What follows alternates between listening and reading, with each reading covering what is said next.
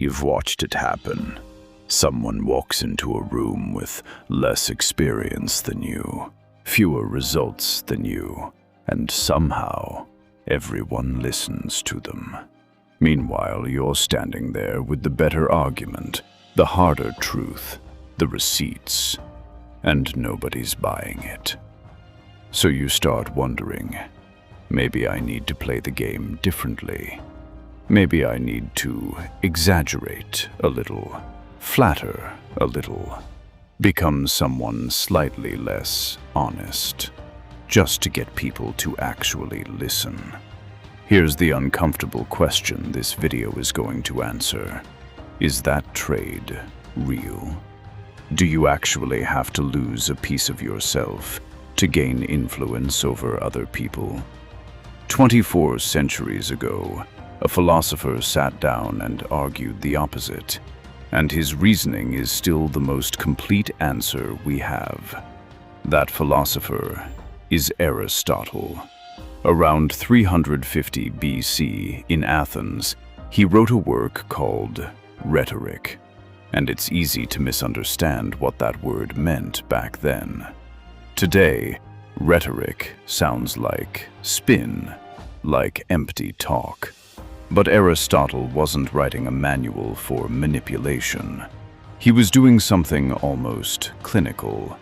He was studying persuasion the way a doctor studies the body, trying to figure out, mechanically, why some people move an audience and others don't. And what makes this text matter isn't just that it's old. It's that Aristotle was writing in a society built on public speech, court cases, political assemblies, civic debate, where your ability to persuade a room genuinely decided your life. He had every reason to find the most effective tools of influence, even the dishonest ones. And after studying it seriously, he concluded that the most powerful tool wasn't a trick at all. It was character. Aristotle said persuasion happens through 3 channels. The first is logos, your argument, your logic, your evidence. The second is pathos, the emotion you stir in your audience. And the third, the one he actually ranks as the most powerful, is ethos, the perceived character of the person speaking. Now here's the part people skip past too quickly. Aristotle isn't saying character is one ingredient among many, roughly as important as a good argument. He says something much stronger, that ethos is, in his words, close to the most decisive factor in persuasion, more than either logic or emotion. Think about what that actually means. It means people aren't primarily persuaded by what you say. They're persuaded by who they believe you are while you're saying it. And Aristotle breaks that perception of character into 3 specific components. Because he's not being vague here, he's trying to build something almost like an engineering diagram of trust. The first is phronesis, practical wisdom, not book smarts. The audience needs to sense that you actually understand the situation, that you know what you're talking about in a grounded, real-world way, not just theoretically. The second is arete, virtue or moral goodness.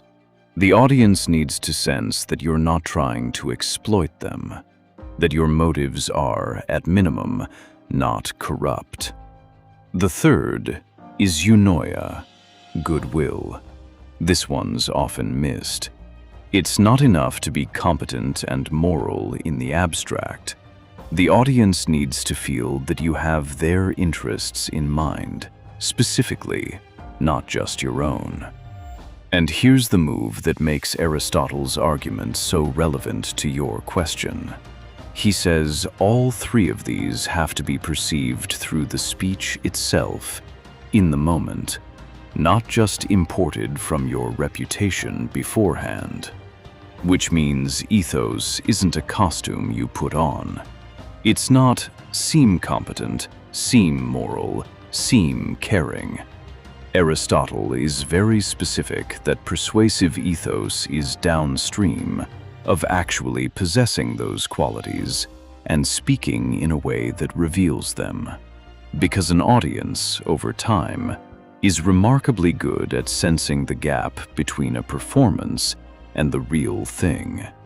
A speaker who fakes goodwill eventually says something that exposes it.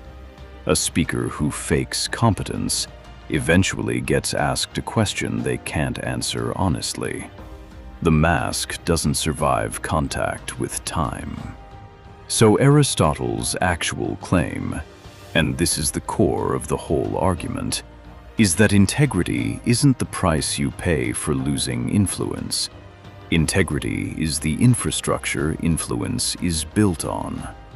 The dishonest version of persuasion isn't a shortcut to the same destination. It's a structurally weaker version of the same tool, because it's missing the load-bearing piece. Let's bring that into your actual life, because this shows up everywhere. Think about the coworker who talks the loudest in meetings, always has an opinion, always sounds certain.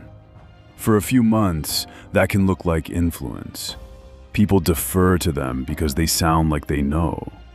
But watch what happens over a year. The moment they're wrong, confidently, publicly wrong, the room remembers. Their next confident statement gets a little more scrutiny, and slowly, the influence erodes, because it was never built on phronesis, on real, practical wisdom. It was built on volume. Or think about the friend who's always agreeing with you, always validating, never pushing back. In the short term, that feels good. It feels like closeness. But you also, quietly, stop trusting their opinion, because you know it doesn't cost them anything to give it.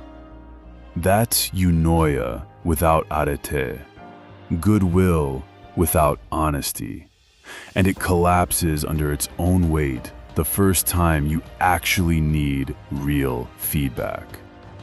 Now think about the person who does hold real influence over you. Usually, it's someone who's told you something you didn't want to hear at some point, and you respected them more for it, not less.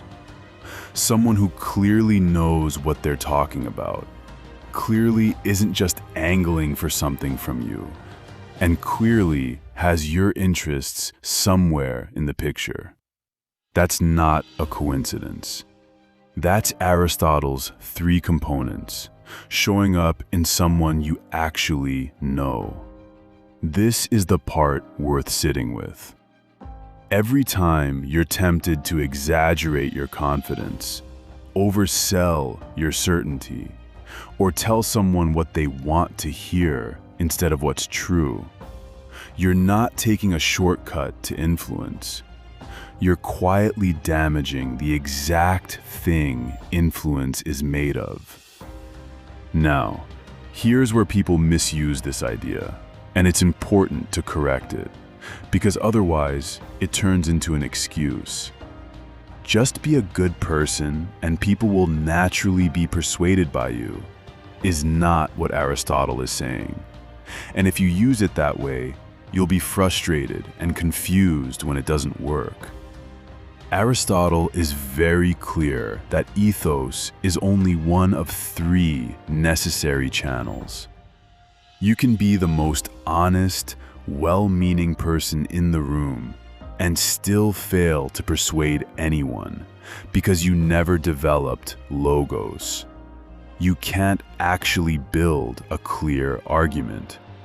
Or you're so flat and disconnected that you generate 0 pathos, 0 emotional resonance. Integrity without skill isn't influence. It's just being a good person that nobody happens to listen to. The other misapplication runs the opposite direction. Some people hear character is the most persuasive tool and use it as license to never examine their own motives too closely, assuming good intent is automatically visible.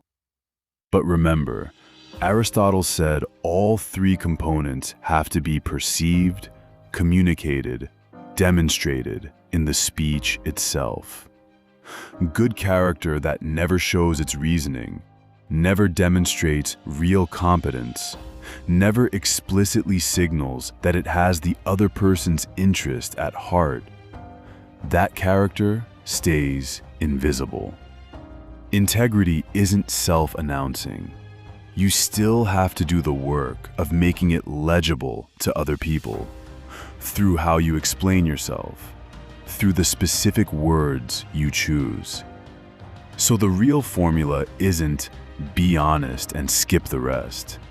It's build real competence, keep your motives clean, make your care for the other person genuinely visible, and then also learn to argue clearly and speak with some actual life in your voice.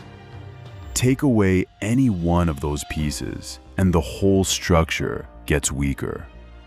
If there's one sentence to take from this, it's this: influence built on a performance has to be maintained forever, but influence built on character maintains itself.